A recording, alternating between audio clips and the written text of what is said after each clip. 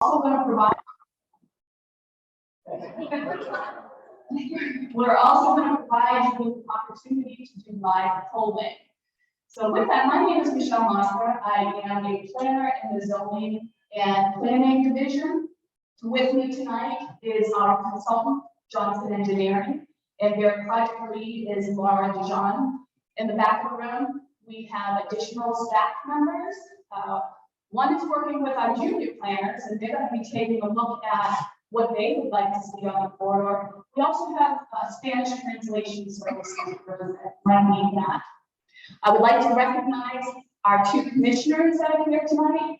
From District 1, Commissioner Penny Taylor, District 4, Commissioner Penny Taylor, and then District 1, Commissioner Rick LaCastro. So before we get started, I'd like to ask the commissioners to come up and say a few opening remarks, and then we'll start the presentation. Commissioner Taylor.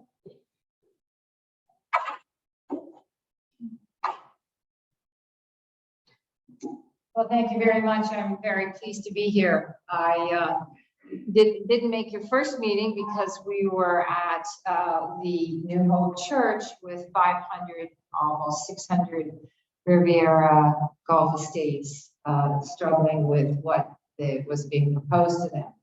But I'm here today to listen to you because it's very important. This is your neighborhood. But this could be transformative to everyone in a very, very positive way.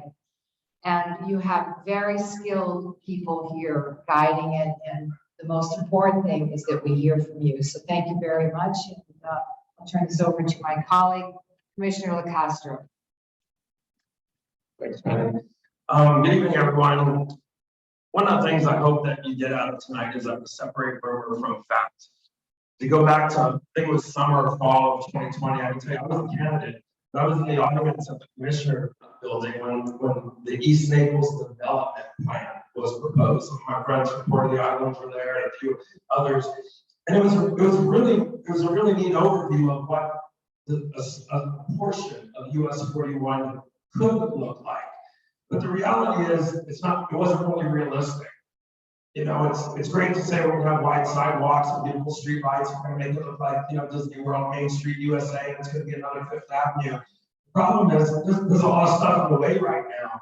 So that development plan might have been great 15 years ago when there wasn't not as much on US 41.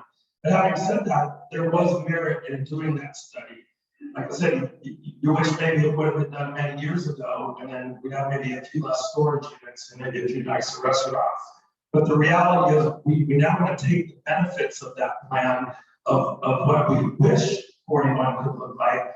And in this overlay, what you're going to hear tonight is how we're using the results of that plan to go forward and make sure that any future development that happens on 41, we're keeping in mind the right type of strategies, the right type of look, the right type of aesthetics we want for that strip. We've done so much all over Collier County. You know, Fifth Avenue, Mercado, places maybe you love or hate, regardless. But I put a lot of attention into certain areas. The one thing I've always said that I think Collier County lacks is cohesion. You know, one of the things I also say as a citizen, well before I was a commissioner, I could always tell when I was in District 1 because there was 4 auto parts stores in a row, then a Wawa, then a racetrack, and then 3 storage units. And you don't see that in any other district. This won't prevent that. But it gives us now a better framework, a better roadmap as to what the future could be. And in some areas, it may make small little changes. In a lot of areas, it might be small little changes. So the bulldozers aren't coming tomorrow. I remember I left that meeting in 2020, and some residents were getting in the elevator with me saying, God, I can't wait till they get started. And the reality was we weren't starting anything. It was really just more of a hypothetical proposal of a vision of what we would like that strip to look like. But there's still a lot of great work to be done. One of the things that I'm most proud of about the staff, and I really give a shout out to my friends here from Port of the Islands, because it was my takeaway as well. When the East Naples development plan was presented back in 2020 at that big final meeting where everybody was all excited, East Naples is more than just an airport to Collier Boulevard. If you live in Port of the Islands, District 1 Commissioner, District 1 just is the airport to Collier Boulevard. And so I met some folks from Port of the Islands who said, what about us? What's the plan for the rest of US 41 all the way down to the traffic light before you make a right-hand turn to go into Everglade City? And what you're going to hear today is a lot of work that the staff and our consultants have done to expand the plan to make sure we really have a wide aperture across all of that stretch of District 1 and even into District 4. That's why Commissioner Taylor. So much like Commissioner Taylor said, we want to hear your input, but also too, with the crowd that's here, please leave here and be disciples of what you hear tonight. Please spread the word. I still get emails from people that say, so when are all these sidewalks coming in? When are we getting all of our home video? When are we planting the orchids? When are all the old-fashioned light posts being installed, like which was in some of those artist renderings? And what you're going to hear tonight is that's not the plan. And also, none of that was budgeted for. So a lot of people left the 2020 meeting very excited. What nobody talked about is $0 were budgeted for any of that. But this is a good starting point, and I hope we talk about how Golden Gate is even ahead of us. So this has been done before, so we have a good roadmap. And what we hope is slowly over time and maybe even quickly in some areas, we start to develop more of a theme of quality and the appearance, the aesthetics of this stretch of our county, because it's important as well. I've taken this presentation ready, so is Commissioner Taylor. So we hope you find it useful, and then we look forward to your questions. Thank you.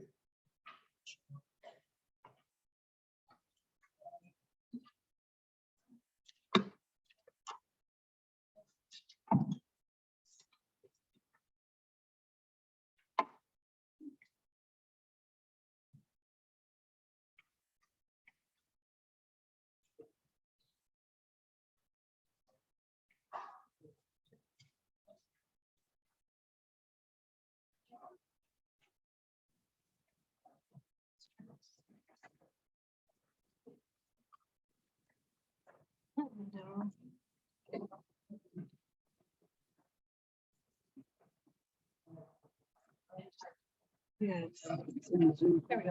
Okay, thank you. Is this working? Yeah, it's working.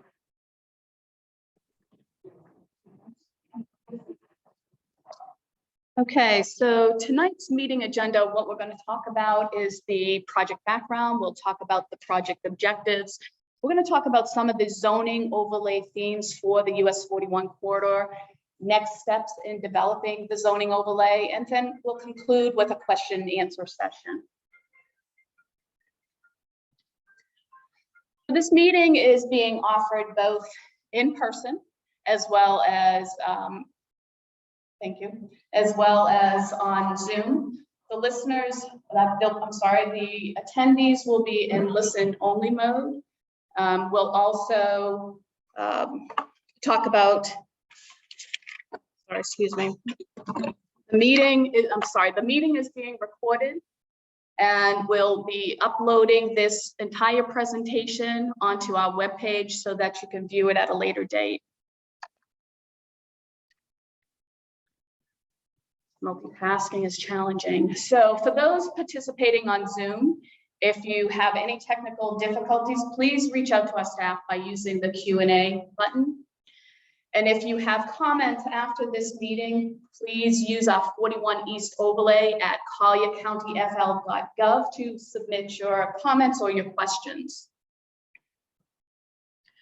I want to talk about the project boundary, the project scope.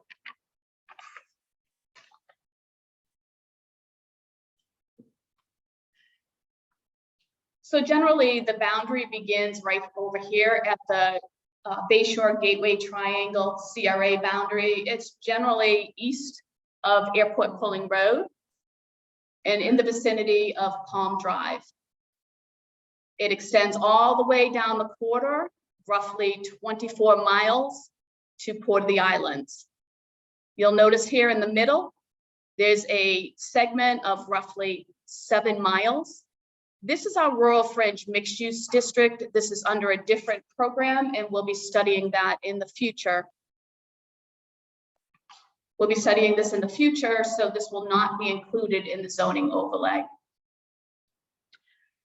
The US 41 corridor, again, beginning at the CRA boundary, is generally characterized as urban. You have the government complex, you have higher intensity land usage at the Walmart, and then as you go further east, you get to somewhere around the Naples Manor area, and that's more of a suburban type feel for the corridor. You have lower intensity residential, as well as neighborhood type of commercial uses. Then as you continue down the corridor, this is the 41 and Collier intersection. As you go past here, this is more of a rural feel. You have all of this conservation land and agricultural lands down in this area until you reach Port of the Islands. Throughout the corridor, there's a mix of uses, residential uses, low intensity commercial uses such as office. You also have your higher intensity uses which accommodate your big box retailers such as a Lowe's or Walmart. There are 3 major commercial nodes on the corridor. Okay, there's one here at Airport Pulling and US 41. And then you have another one at Rattlesnake Hammock and US 41. And then your last large commercial node is at Collier Boulevard and US 41. These large activity centers or commercial nodes allow for the full range of commercial uses, low intensity, all the way up to your higher intensity of C5 commercial uses and residential mix.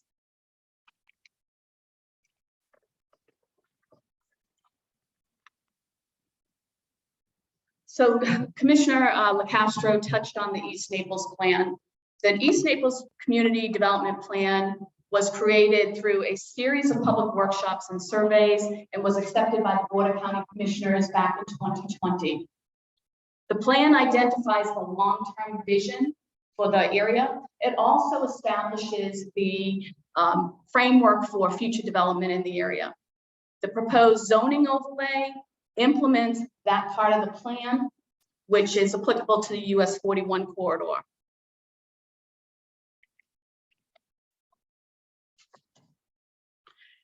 So there were 4 vision elements that were established by the community and are located within the East Naples Community Development Plan. Those are balanced development, diverse quality commercial, beautification and green space, and transportation options. These vision elements are intended to promote high quality mixed use with connected greenways and safe transportation options with connection to the surrounding neighborhoods.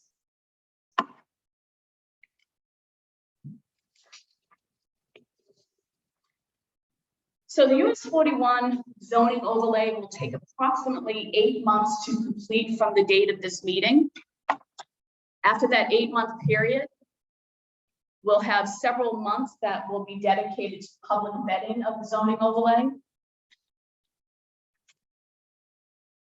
So we're here at the April 20th. This is our first community meeting for our overlay themes. In October, I should mention, I'll back up a little bit, from this meeting all the way up until the October 26th community-wide meeting, staff and our consultant team will be working on the zoning overlay, and on October 26th, the community will meet and we'll look at the draft overlay. At that time, you can comment, you can look through it, make sure that it's everything that you all want. And then again, in November on the 30th, the community as a whole will be reviewing the final draft zoning overlay.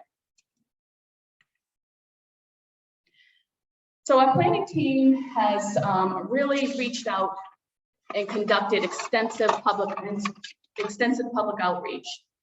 So some of these efforts include a social media presence. We have advertisements on the buses. We've gone out to the community up and down the corridor, and we've distributed both the flyers that you all have seen as well as the postcards.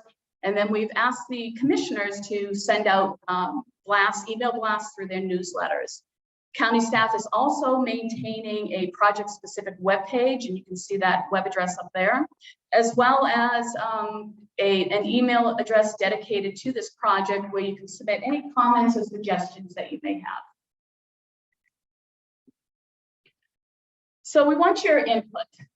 What we're asking you, we're looking at doing a live poll this evening, so you can go ahead and provide your input, your comments on some of these themes. And if you all have your smartphones, if you would take those out. If you don't feel comfortable doing that, we also have a paper poll.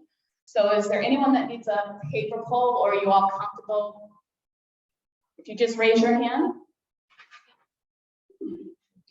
And then if you sign into the county's Wi-Fi, the password, the username is guest, and the password is guest as well.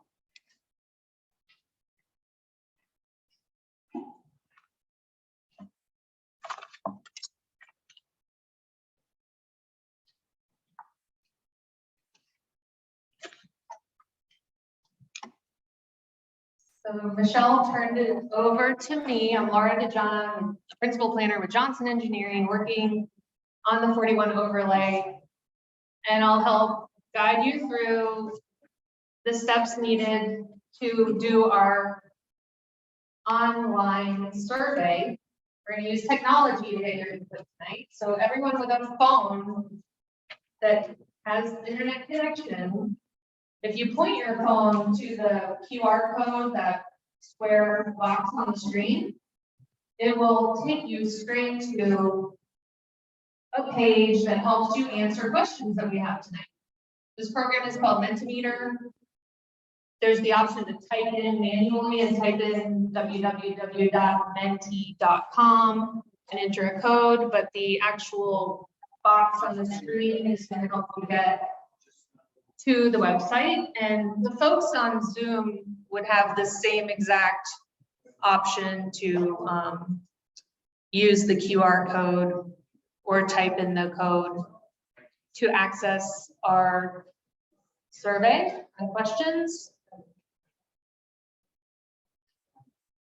So the screen should be showing you that you are in for question to participate for questions. Is that good shape? Yep, I see some of the folks here are in good shape. A lot of thumbs up from Zoom. Thank you guys. I'm gonna make sure everyone's comfortable and able to get on.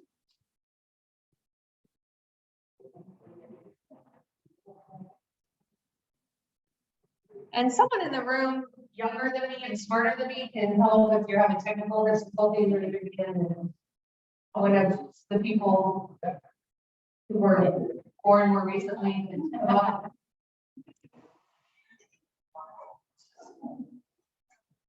on up so that you can.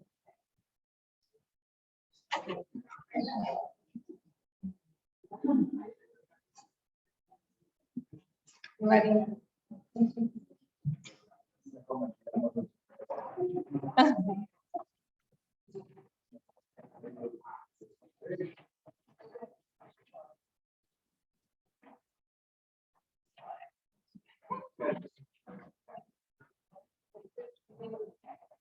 Okay, I'm gonna advance because the first couple questions are easy softball questions. They're not gonna be significant to our overlay. They're a chance for you to get used to the system. So I'm advancing to the first question. So if you're on your phone, you should see the question on your phone. And the question is, how did you hear about this meeting? And as you give your answer, the whole group's answers will populate and you'll be able to see the different ways all of you learned about this meeting.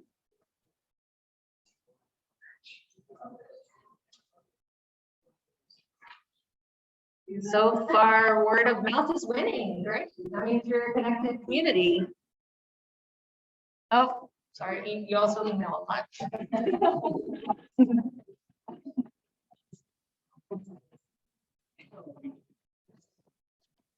My little indicator tells me about 37 folks are trying.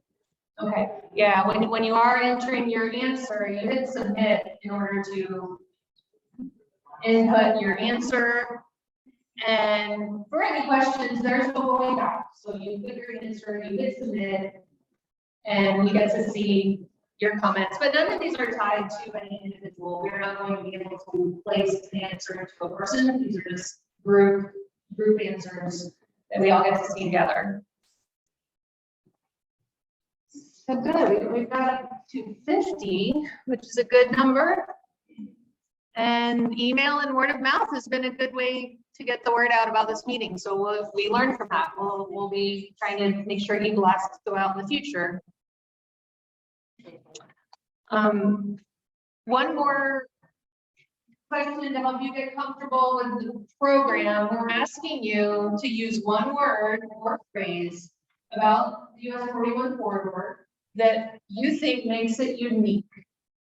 So whatever matters to you about the 41 corridor, there's no right or wrong answer. We're going to start to see the answers populate, and you'll get to learn how all of you as a community are feeling and thinking about 41. And we do have a screening tool, so take a light for bad words.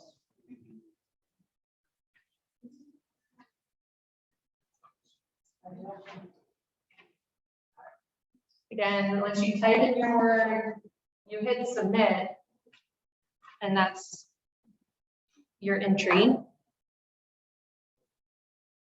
And if a word is used several times over and over, it becomes a bigger word in the little image here.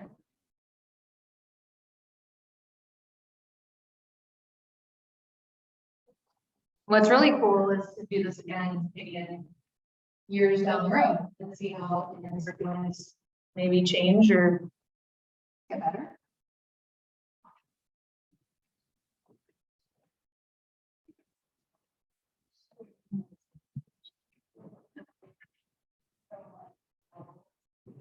Good.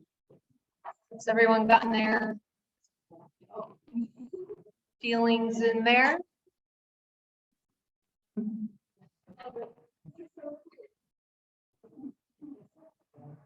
Cool. Well, we have a good combination. There's things you want to do along the corridor: shopping, parks, the Everglades, things that bother you about the corridor. It's congested, it's busy, it's outdated, and those are things we'll be working on through developing the overlay. Now, that was the practice to get comfortable. We're going to go through explanations of the kind of foundational pieces that are going to make up this overlay. High level explanations that we need to be thinking about as the consultants to the county in preparing a zoning overlay for the corridor. We'll be explaining these to you, and each time we hit on a topic that's going to be addressed in the corridor, we'll then ask for your input. So as we go, hopefully you're hearing the explanations we give and then can respond to us with your thoughts or what your priorities are when we get to a question. To help make sure we're all on the same page, I just want to explain what a zoning overlay is. It does not eliminate the zoning that property currently has. So along the corridor, and it's a very long corridor, we've got a range of different types of zoning. There's a lot of commercial zoning. An overlay does not strip that away. It doesn't replace the zoning that's on property. It's just an additional layer of standards for a geographic area. So we're aligning this overlay to be on the properties that go along US 41. That's a typical strategy, like you've heard, has been applied in Golden Gate Parkway, and we're applying here. And it allows the county to set some standards that can be more restrictive, they can be more flexible, they can be designed to guide the future development in a way that we've learned from you as the goals for that corridor, where the buildings are placed, how the landscaping looks, all of those details become part of the zoning code, and then they would apply to future development or redevelopment.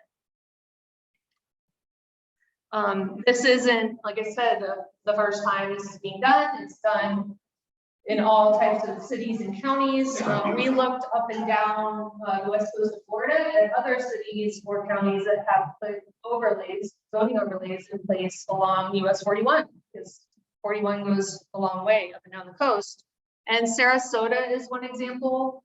So for visual reference, you can see a site that existed, maybe older, dilapidated, outdated, you saw that word on the word cloud.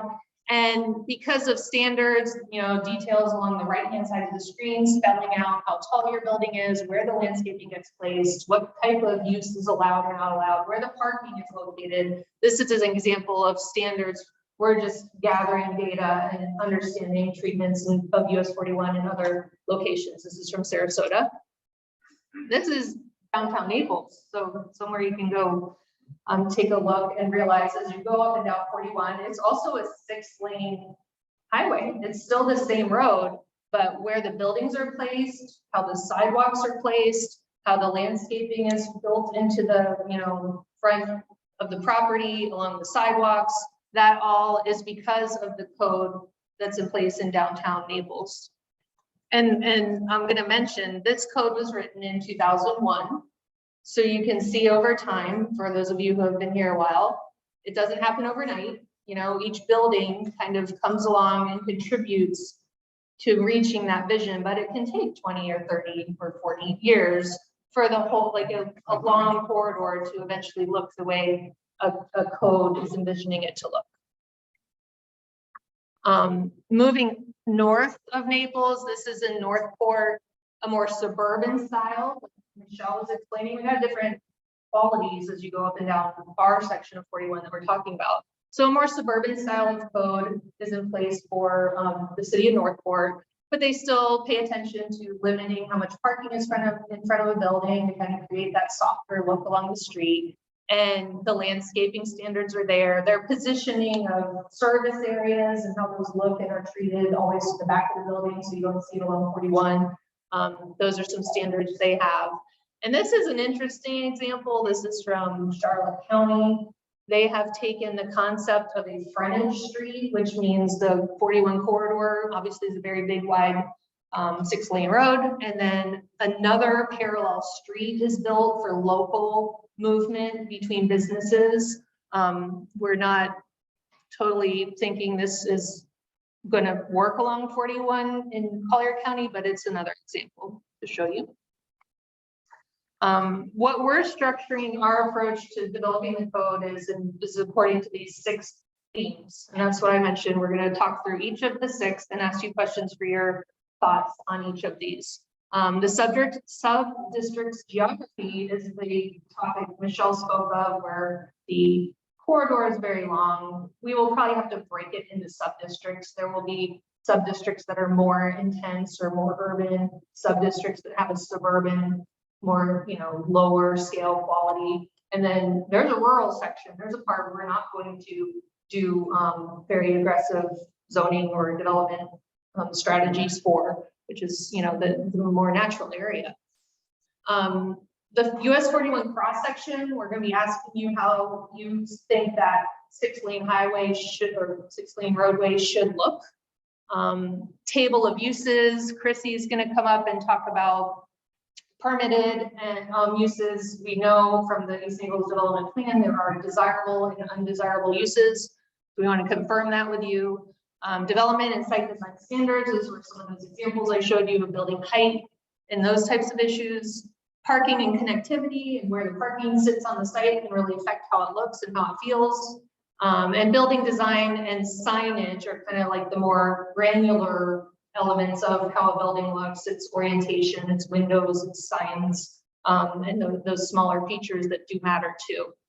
So with those 6 themes in mind, we're going to ask your opinion. If you could rate the importance of those 6 themes I just described, and this is just, to test the waters with you. Do you think treating the corridor as sub-districts is very important, making sure there's urban, suburban, rural sections? Do you think it's important to have the corridor fitting bicycles, pedestrians, and vehicles? Is that very critical to you, very important to you? The types of uses, is that what's important to you? Design of a site, parking and connectivity, or building and signage. And then you can say they're all very important to you, that's fine. We just wanted to gauge your all's, what's a strong issue in your mind. And as you populate this, you're basically seeing the bigger the number, the more important it is to you all as a group. Basically helps us know where to put a lot of our energy in making sure we address these items.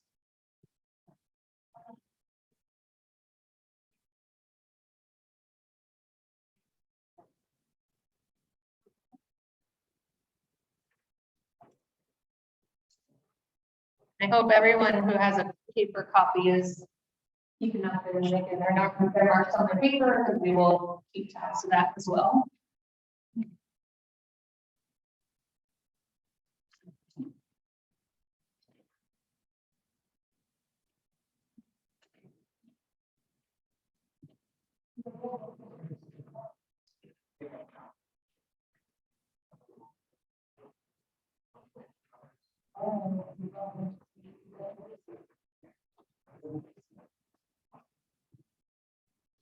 We're seeing that everything has a level of importance, does have some importance, and some more than others, like table of uses, making sure we control undesirable uses, I think is a common concern that needs to be addressed.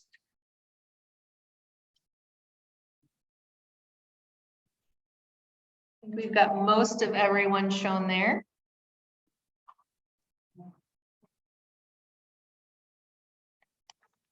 I'm going to elaborate now to help you kind of grasp and see what we're thinking about the solutions for these different themes. First of all, the sub-district geography, again, is just the physical nature of how this corridor operates from north to south, and where those activity centers are that Michelle mentioned. We care about this from a, like Commissioner Castro said, to have unified themes so that it looks like organized and it looks like there's purpose and how the development is occurring along the corridor. And we think this is important because the Florida Department of Transportation has the authority and controls US 41. It's a state controlled road. Florida Department of Transportation in the old days, if you were a local community and you said, I want my street to look better, I want more trees along the street, I want it to function better and be able to cross the street. The Florida Department of Transportation said, it's our street, we don't care. It's changed, and the Department of Transportation now has a complete street program, and they have a context-sensitive design whole system where they want the community, like Collier County, to speak up and say, this is what we want for the future along US 41.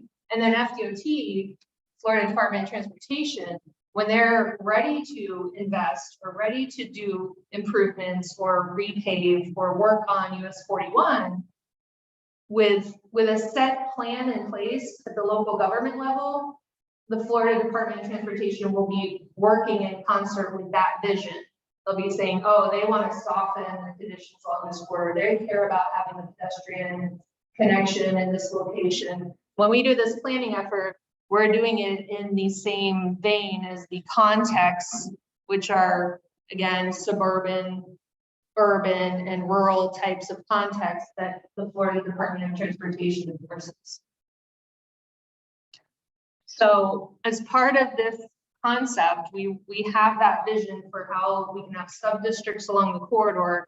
Now, do you all support the idea that there would be key intersections where there can be concentrated activity? There are already activity centers we talked about, one at Airport and 41, one at Rattlesnake and 41, one at Collier Boulevard and 41. Do you support focusing higher levels of development at key intersections?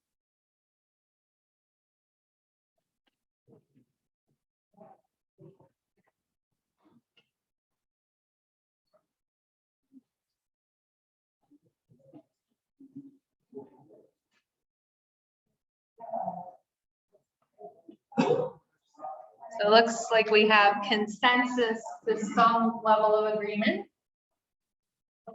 That is a traditional pattern that Collier County has had for a long time, and it seems to work because, you know, it's made it convenient to be able to get to services at key intersections somewhat close to where you live. And that's the goal.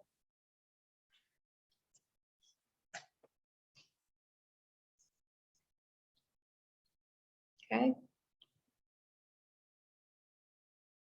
Any more stragglers? You put your comment or you put your answer and hit submit. And no preference is okay too. Okay. Now this might be a topic you're excited to talk about. It's the way that 41 looks itself. You know, zoning overlay is only applying to private property along 41. But as I said, the relationship to how that 41 corridor itself, how the roadway looks and feels, is obviously got tied to how the development is going to occur along it. So we want to know, because the East Naples development plan put forth some certain future conditions, we want to validate and know if that's what you all agree with as well. First of all, these are the existing conditions. This is just to orient you and realize it's very, as you probably do, it's very fine. There's very little foliage on the edges of the street. This is in the northern end near Naples Town Center. As we move south, this is closer to Naples Manor. Again, the sidewalks are relatively narrow. They're not totally separated from the road, which make a person feel entirely safe and comfortable walking. But there are sidewalks. And the degree of median landscaping does vary, and you get to see some areas of this part of the corridor has some nice landscaping in the median. Now, moving further south of the Collier Boulevard intersection, the road changes again. You have the full realm of vehicle lanes and then the paths along the side, which have little of that shade or trees in this area. And lastly, at the tail end, you know, the southern end of our corridor, headed down toward Port of the Islands, you see the narrowing of 41. This is what we call the rural area that has limitations on what can develop alongside 41. And we don't see too much change potential for the rural area. Now, the East Naples Development Plan talked about this concept of, you know, a much more generous green area between the vehicles and the sidewalk, just to buffer and make it more comfortable to walk or bicycle in a path along the corridor. So that's the concept. If you've participated in the East Naples development plan, you've seen that before. This other concept was also put forth in the East Naples development plan, and it had that secondary frontage road, which was the example I showed you from Charlotte County, as a concept, which just adds the appearance of more vehicles. We've talked about Golden Gate Parkway. So this is how Golden Gate Parkway community spoke up and said they want to envision the future of Golden Gate Parkway with the 10-foot paths along both sides of the road with the lighting and the landscaping that helps that area be more walkable. And we've also explored, by looking at the conditions along the corridor, this concept that it may not always be nice to walk along 41. I don't know if that's a comment that was just made in the side, but there's streets parallel to 41. As you go up and down 41, a lot of the streets parallel to 41 become an opportunity. It doesn't replace the ability to walk along 41, but it could be supplemental. It could be another path where the opportunity is there as redevelopment occurs to propose walking or bicycling on a path that's on the parallel to 41. So we kind of show that from north to south. And our question to you is, do you support the idea of having a multi-use path? And it was that picture with the 10-foot wide paths along 41. you support having this along 41 in the future?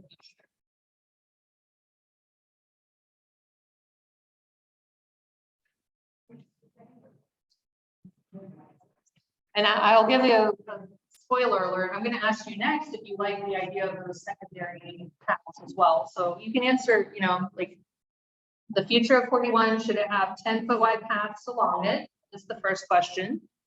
And we'll get everyone's thoughts on that.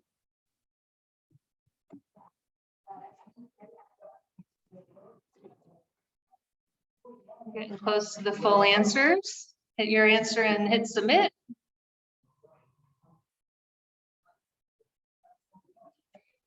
And like I said, we're now curious what you think of this concept of planning for the space or the ability for the future infrastructure improvements to see pathways go along the parallels, more local streets along 41. And again, this is to get your feedback. There's no shovels going in the ground tomorrow. We've heard that there's not a funding stream. We're just asking how people could possibly walk or bike in the future here. There's a question. Start by the 6. Yes. So what is that by the 6?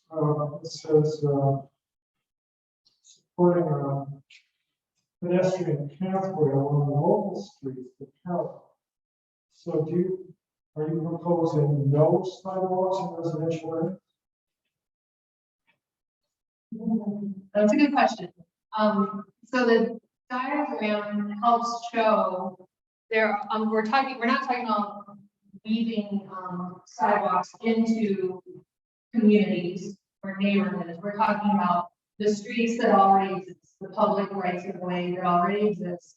Tamiami Court, there's a few different roads that are there, there's a few different easements that are there. We're talking about creating a corridor that is parallel to 41, not into any neighborhoods per se. Some neighborhoods have sidewalks. Naples Manor is a good example of a neighborhood with a lot of sidewalks connecting schools and such. But we would not be going into private gated communities, for example. Great. Now we're going to switch off and Chrissy is going to go through the next few themes.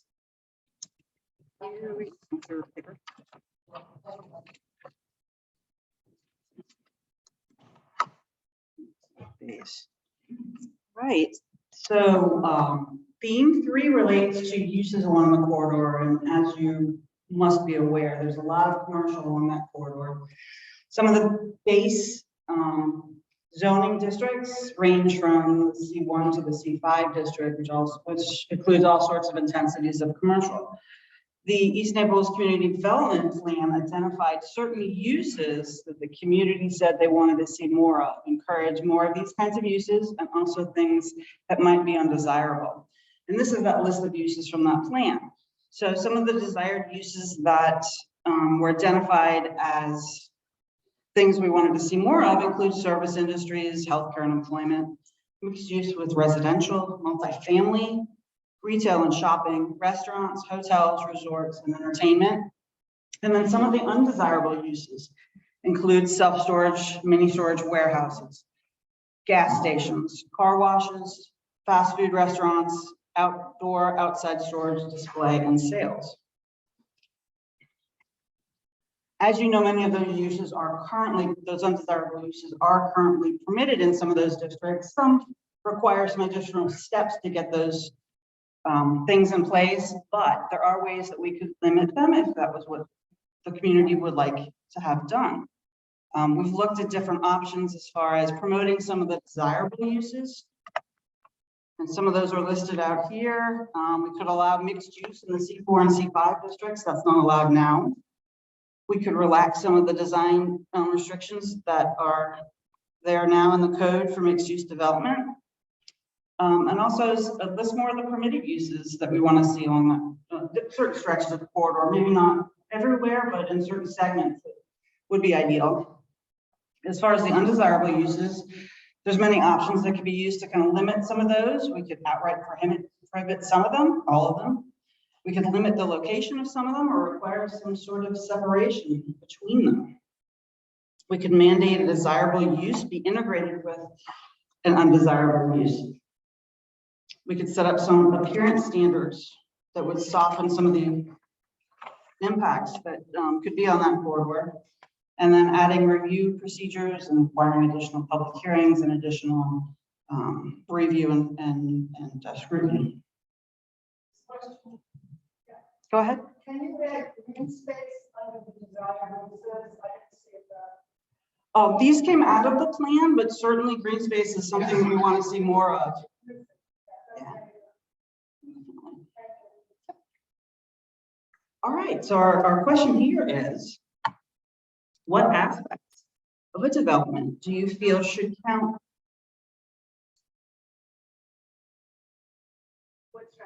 What's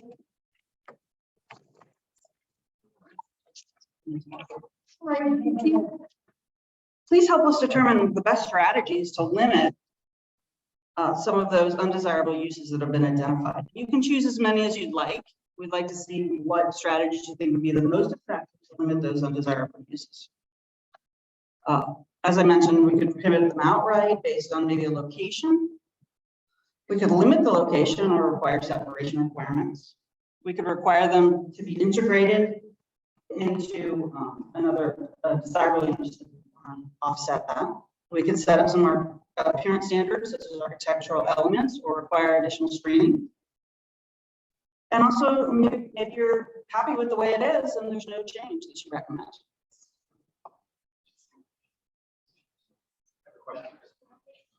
Okay.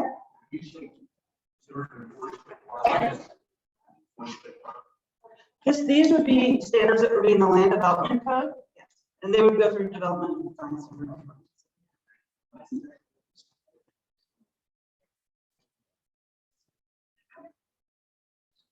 Very good. All right. So it seems to be rather divided. Not that you're comparing one against the other, because you could choose as many as you want. So that's great. We have different options to be able to.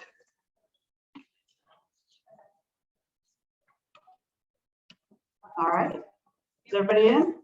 All right. Let's move on to the next slide. All right. So then we have theme 4. Theme 4 relates to where things can be on a property. This relates to development and design standards. Might include density and intensity standards or other dimensional standards, open space requirements, landscape requirements, height setbacks. All these standards can help define what the street frontage looks like and the character of the corridor. As we showed you earlier,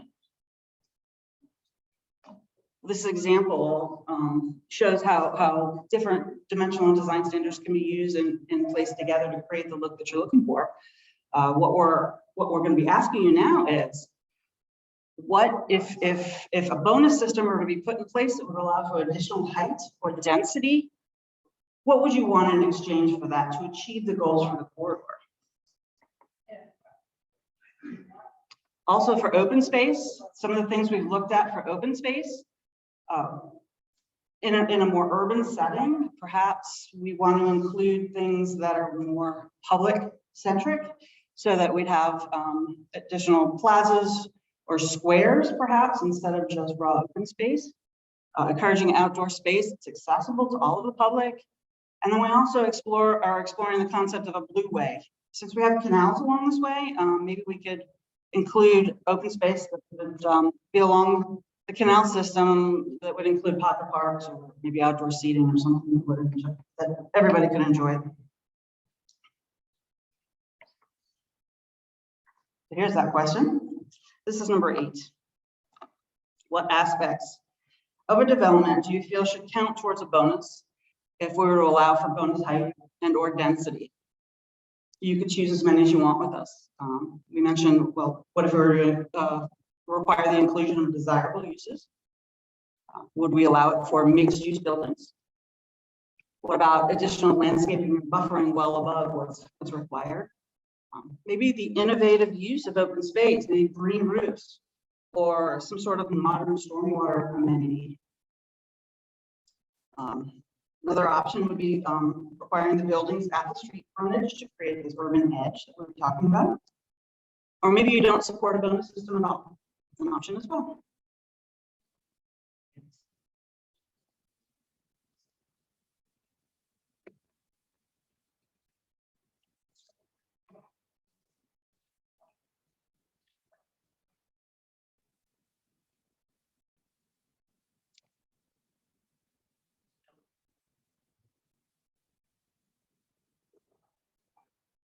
With this one, it looks like landscaping, buffering, and innovative use of open space is taking the lead.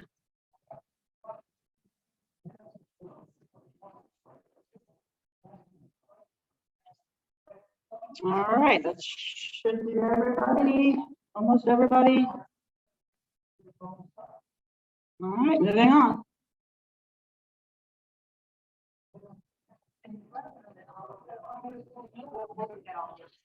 Yeah, I mean, we will have all of the results from this input session as well as all the paper copies available, and we'll do a summary of it all in the end.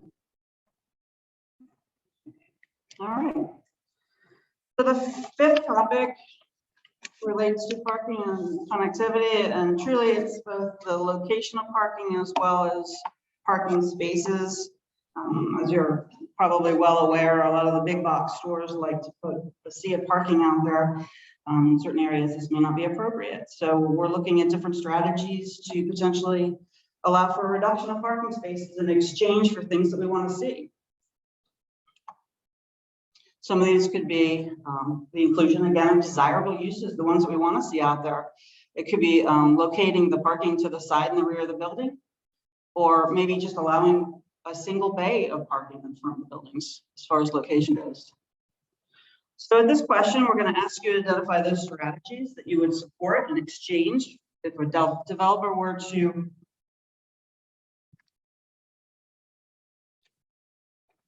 would you support fewer required parking spaces if any of the following were provided on a development site? First one is mixed use projects. The second one is residential projects. Third one is a cat bus stop or a shelter being provided.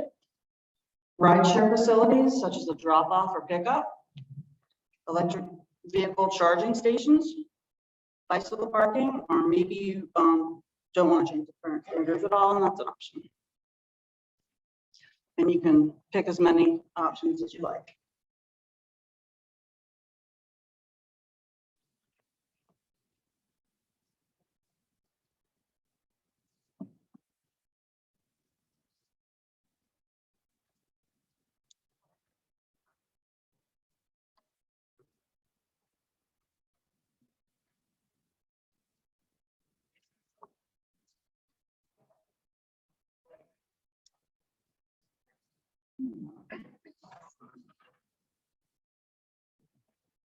Just a minute to get the rest of the votes in.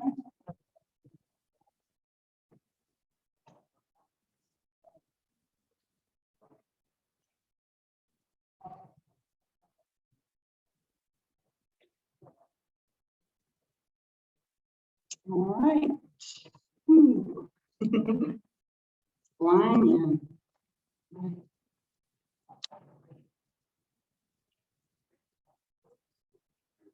It's like mixed use projects, bicycle parking, and satisfied with the current standards are ones with the most votes.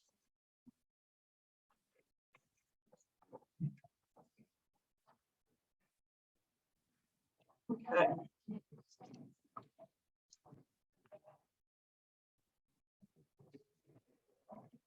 All right, theme 6. Theme 6 is about the building and signage standards. These would be strategies that integrate different architectural elements that might focus on the pedestrian, such as courtyards, tower elements. They require main building entrances for pedestrians to be connected directly to US 41 frontage. Also, we're looking at, well, the county currently has a solid sign code. We're not looking to reduce or limit what signs are allowed today. What this effort would do would be to seek to encourage more signs of the urban type that we want to see in certain areas of the corridor. That might be characteristic of more walkable communities. For example, hanging signs or projecting signs would be different examples. Hanging signs, awning signs, projecting signs would be different types of examples of what you might find in a more urban environment, walkable community. Maybe the activity centers. And so the vote with us, with those signs that we're talking about, to agree, strongly agree, agree somewhat, disagree, or have no preference on seeing more of these types of signs on the board in certain locations.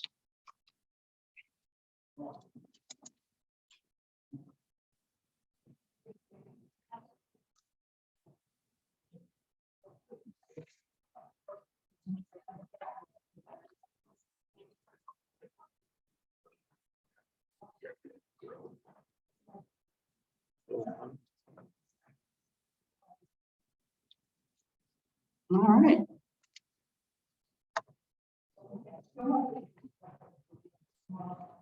So with that, we've heard from about 50 plus of you, and plus your paper copies that we will definitely calculate up as well. We've heard some interesting things about the corridor and how you envision it for the future.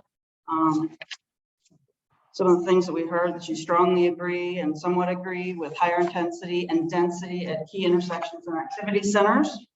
You strongly agree with having a multi-use path for bicyclists and pedestrians on both sides of US 41, and also strongly agree with the idea of a future secondary bike pedestrian pathway to move along those streets that parallel US 41.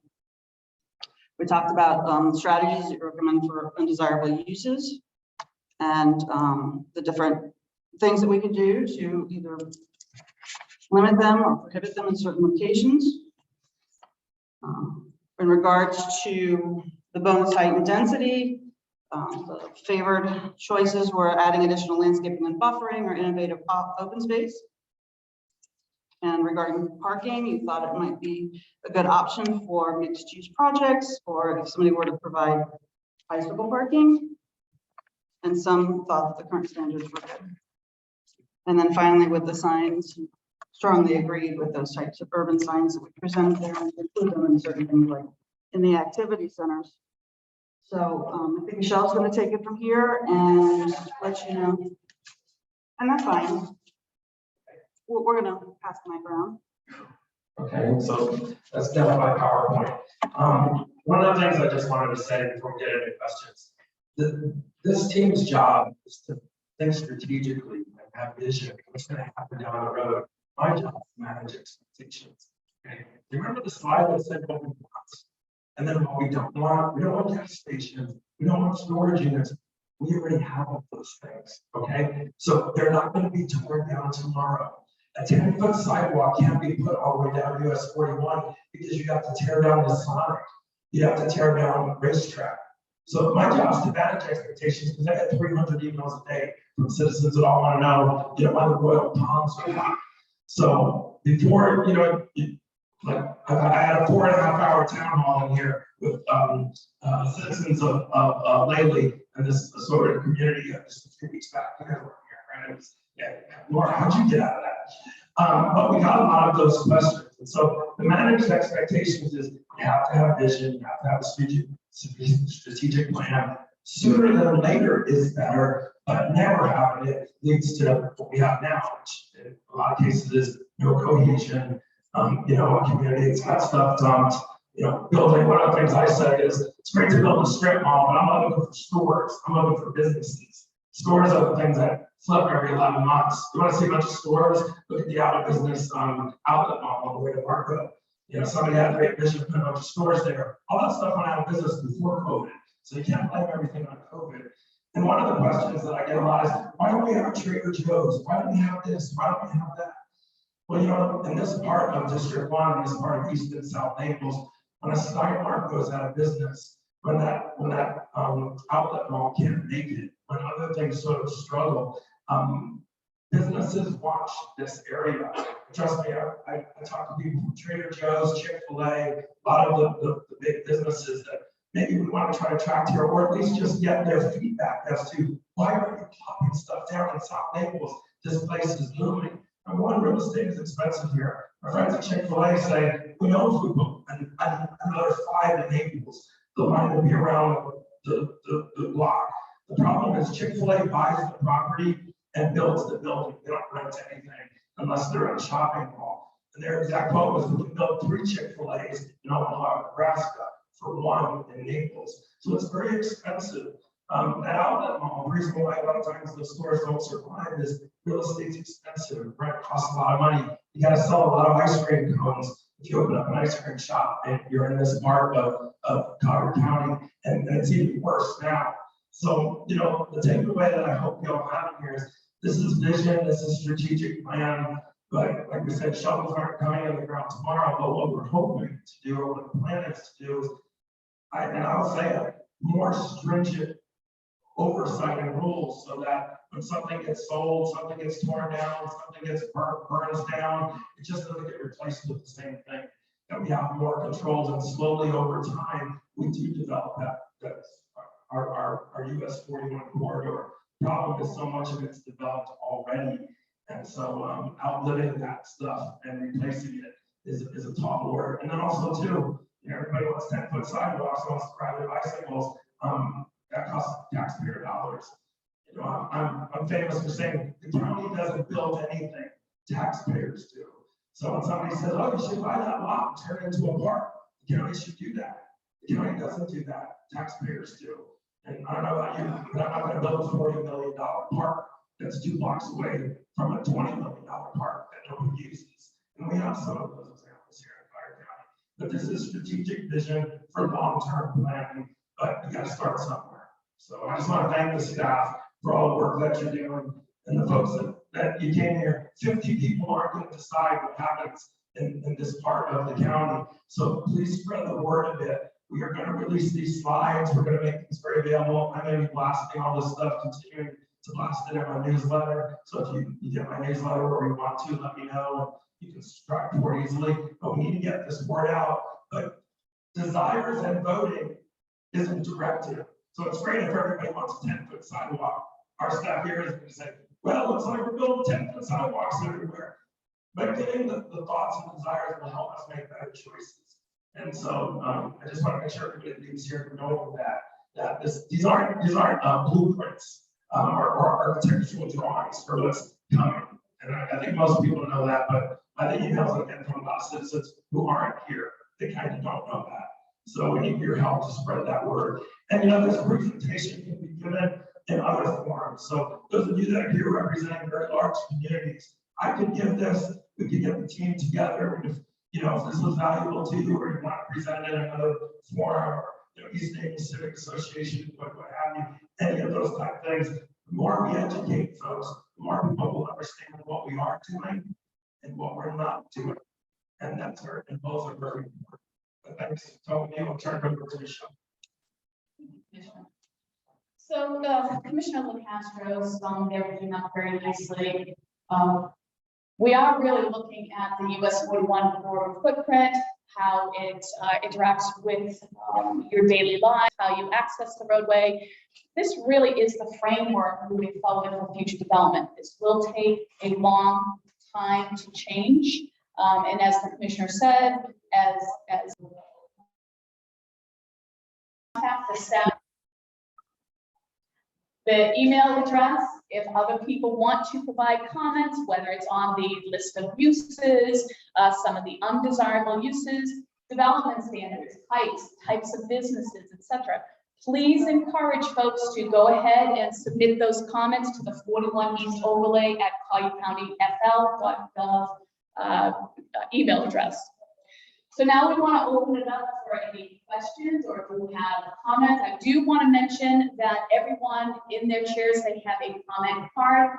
Please make sure you fill out your name and email address. That way we can send you out updates through an email blast. So if you have comments or you have questions, you don't feel comfortable using the microphone, please go ahead and write those comments. Staff will come around and collect the cards. I also want to ask those of you who filled out the surveys, the paper surveys, if you could raise your hand so I can have a staff member collect those. We want to make sure all of those comments are compiled.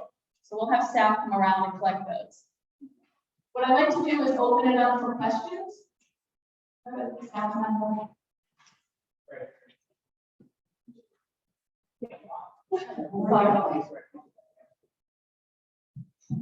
Do you know how many communities have CDD involved in their communities? Part of it is really controlled by CDD. So your question is, how many communities along the corridor are segregated? Those are large residential communities, and as you know, the CDP that provides for the infrastructure for those communities.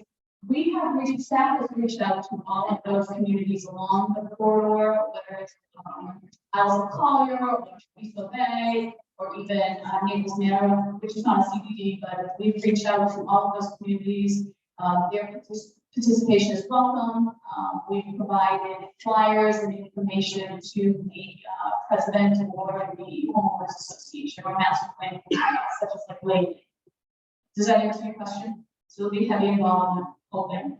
Anyone else? Questions? I have a question about the corridor itself. I was surprised to learn that it's in Florida. Roadway, I always thought it was a US highway. It's in the Florida Department of Transportation roadway, so it's primarily controlled by the FDOT, the state of Florida. County staff does have input in terms of some of the access on the roadway, but it is a state controlled highway.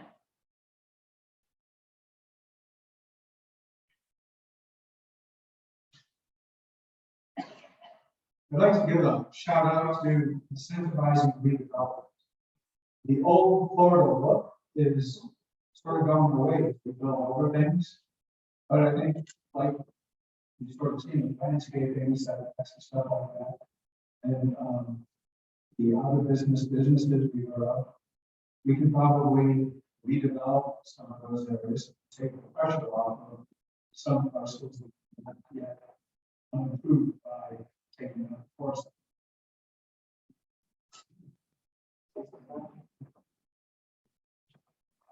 Wanted to just make a comment about how the roads owned by FDOT. Question we get a lot from citizens is, oh my God, there's a really dangerous intersection, and they'll tell us where it is. There's lots of accidents there. The county needs to know light there. The county needs to know light to just separate river from fence. The county doesn't put on US 41 or in lots of other places where FDOT has control. So we work with them, and FDOT does a traffic study. And even if the traffic study warrants a light, it doesn't mean they approve it. And even if they approve it, it doesn't mean it gets installed. It's all about priorities. So every intersection where there's an accident doesn't automatically get a light or a four-way stop. And what I hear from a lot of folks is, oh my God, you need to put a light here and a light here and a light here. And before they take a breath, they also say, and traffic is horrible here. Leave this room knowing one thing. The more lights you put at intersections, the worse traffic is. You don't want cars going 80 miles an hour, stop. 80 miles an hour, stop. 40 miles an hour, stop. So even though FDOT works with us, they're very stingy on lights, stop signs, all these type of things. So even when you think you might have a better mousetrap, why don't they put a light there? FDOT, because I can't cross over 6 lanes. I can tell you, this is the conversation we're having right now. Collier Boulevard, Championship Drive, is a big driving range right there, big, huge net on your way to Marco Island. FDOT did a study there, it barely warrants light, but their reply back to us is, that's why we put a U-turn lane. You can't cross over and you're worried you can just make a right-hand turn and go down and then make a U. That to them is a solution. Also, too, Championship Drive is a private road. When I met with all the HOAs and all of the different boards of all of the neighborhoods that use Championship Drive, they were all shocked to find out that's a private road. So it's not an FDOT owned road or a county road. So if FDOT approves the light, citizens in that neighborhood have to buy it. And so, there's quite a few differences. The new public, so right that there's great. A lot of people say, oh my God, crossing all those lanes. What FDOT says is, if you can't cross all those lanes, then do something a lot safer. Don't close your eyes and die and get into an accident. And a lot of the intersections we have where there's accidents, FDOT will pull those accidents reports. And if it was driver error, they didn't yield to a vehicle, where they didn't pull out into the middle safely, they tried to cross over all 6 lanes. They were waiting for all the traffic to disappear so they could cross over all 6 lanes. That never happens. So you learn how to pull out into the middle and not have the front of your car and the back of your car sticking out. So if you get to the T-bone, they don't consider that a problem with the light. That's a driver that doesn't know how to drive their giant SUV. So just there again, I work with FDOT a lot. All the commissioners do, but in District 1, we have a lot of areas now that are growing, and a lot of citizens who say, light. We don't automatically get to pull that trigger. We have to work with FDOT, and they're the final decision maker, and they have priorities. So, just wanted to get that. Yeah, no, Chorizo Bay, the intersection of Chorizo Bay is getting light, but here's where timing is imperative. It's all about timing. When Chorizo Bay was being built as part of the master plan, the light was projected there and approved by FDOT. The reason there's not a light there now is, and it's arguable, just to be the short version, the developer working with FDOT didn't complete the mission. Let's just say that. Now they're putting in a light which was pre-approved way back when. The problem I have, and this is all in District 1, the minute that light goes in, I can tell you I'm going to get 300 emails from miles of Collier Preserve saying, when are we getting our light? And then go down to the next level. So when are we getting our light? The answer is you're not. Chorizo Bay had that light approved years ago, before Isles of Collier Preserve was as big as it is now, and before other major intersections had lots of traffic. And it's all the timing. So it might not have been approved. But that light should be in around Brooklyn. If you go by Chorizo Bay, you get right to see they're doing some electrical work and whatnot to bring power to that area and have the light work. So they had said initially end of April, early May. Bottom line is Chorizo Bay is closer to getting light at that intersection, but I think it's going to create more problems than solutions. Chorizo Bay might like it, but every other neighborhood's going to say when it's ours. So when determining the desired commercial uses along the corridor, how will traffic conditions be taken into account? So like if the consensus is we'd like to see a hotel or Trader Joe's, is there any analysis done as to like average daily car trips and the impact of that on the road? There is, every time a site development plan comes in for one of these commercial developments, our staff reviews for capacity on the roadway. So it's a continual process. We make those trips once the gasoline service station or hotel, for your example, we make those trips, so those are taken off the roadway in terms of capacity. So yes, it's done. Any other questions? What do you do about buffer? Because, the further you come down 41 and before you develop in this place, you'll have more. Yeah, so when we look at that area right there at, beyond Collier Boulevard and US 41, as we mentioned, that's a rural type of area. We'll have a limited application for this zoning overlay. So most of that will generally stay the same. We hope, yes. It's primarily it's conservation designated lands, so. We have other questions?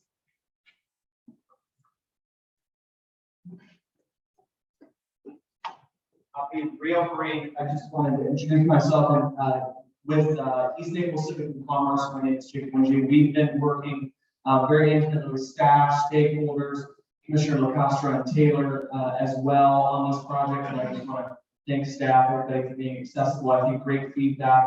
The important thing I think for everybody also to take away from this is this overlay and a lot of things that we're going to talk about. The plan is the vision. This is the T. And the uses and the zoning and different elements like that, that's how we're really going to carve out that vision ultimately. You know, I'm a hyper optimist. I think anything is possible. I think if we all work together as a community, and like Commissioner Pastor said, for those of you that came today, please go back to your neighborhoods, homeowners associations, the neighborhoods next to you, things like that, businesses that you frequent here in the area. It's going to take all of us. A small group is not going to be able to get it done. I brought a bunch of membership information, and I think it was gone in about 10 minutes. So great, if you did pick up membership information about East Nickel Civic and Commerce, and then I know there's a couple members of our board here as well, but just know that we're also really working with a lot of businesses and other community organizations in the area, as well as the commissioners and staff. And I think a great first community meeting, and let's get twice the amount of people for the next one. So. Okay, any other questions? Yeah, I'm here representing Naples Pathway Coalition.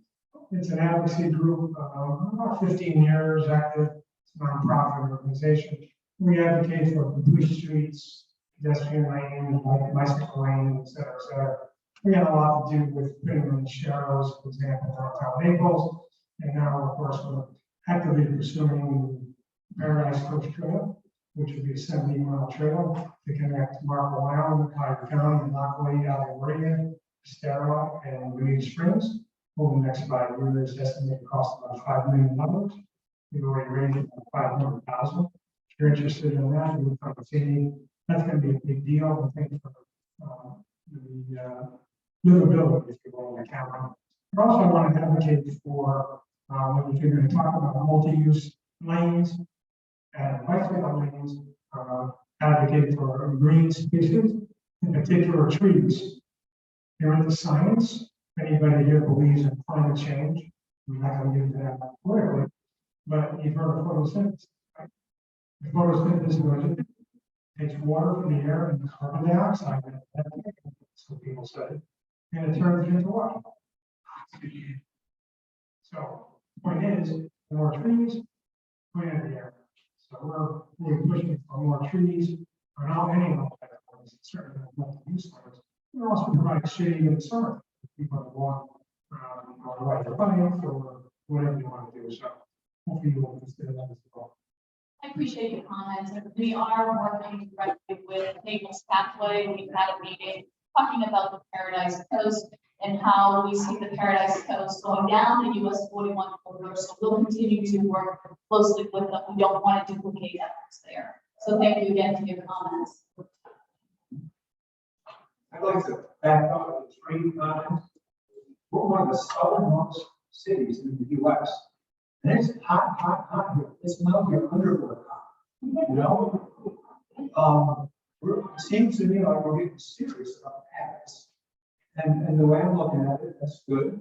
We'll probably have 2 groups of people that use them. Hardcore bicyclists because they're nuts. And then you've got your working poor who have to, right? I think because it gets so hot for much of the year, if we don't utilize the suggestion about trees, and let's use the proper term, urban tree planting, which we're sorely lacking. These trees can provide shade, open up those paths for normal like me. And you too. Just to make a comment on that, for those of you who were involved in the development of the East Naples Community Plan, we talked a lot about the integration of green space. We talked about the connectivity of green space. So when we design sites along this corridor, the development standards will reflect that. So I just want to make sure everybody is aware that we will be looking at opportunities for green space and interconnectivity. Anyone else? Hi, my name is Lisa McGarity, and I am an environmental chemist. I represent Lily Gulf Estates, and I just want you all to know, palm trees are not trees. The amount of carbon dioxide they fix is probably less than your front lawn. It's really a poor use of space. I watch the bulldozers wipe out green stuff and put in palm trees all the time, and it just makes my stomach retch. So you're absolutely right, but they have to be real trees, not telephone poles with fluffs on top. I'm not in that, but I know that's.